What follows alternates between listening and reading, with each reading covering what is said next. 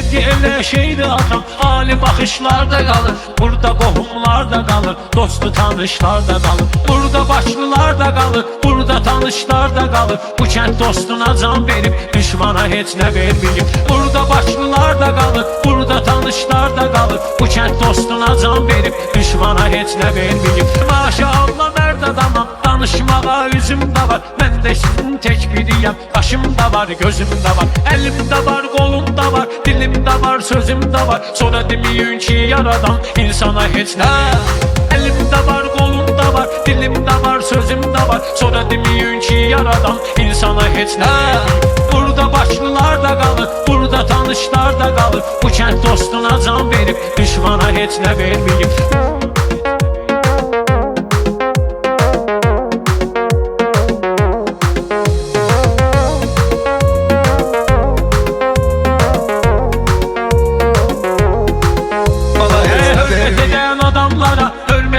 Dedim xuda, əzab əziyyət çəkənlərə bərəkəti bəd edim xuda. Yaxşılıq eyləyənlərə cənnəti bəd edim xuda. Amma pislikdən başqa şeytana heç nə verməyib. Yaxşılıq eyləyənlərə cənnəti bəd edim xuda.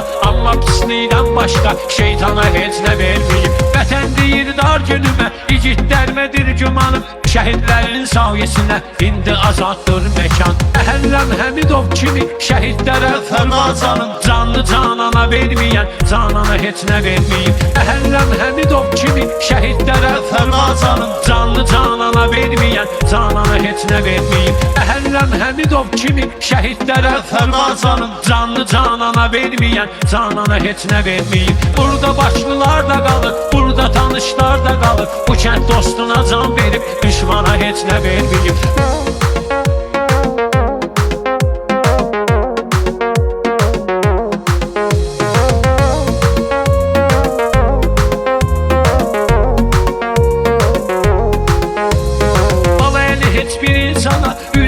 Etmeyim şərik, niyyətini arzusunu gileyni etmeyim şərik. Kim ki əgər ehsanına Hüseyni etmeyim şəhid, düşsədə naz neymətini ehsana heç nə verməyib. Burada başlılar da qalır, burada tanışlar da qalır. Bu kənd dostuna can verib, düşmana heç nə verməyib. Burada başlılar da qalır, burada tanışlar da qalır. Bu kənd dostuna can verib, düşmana heç nə verməyib.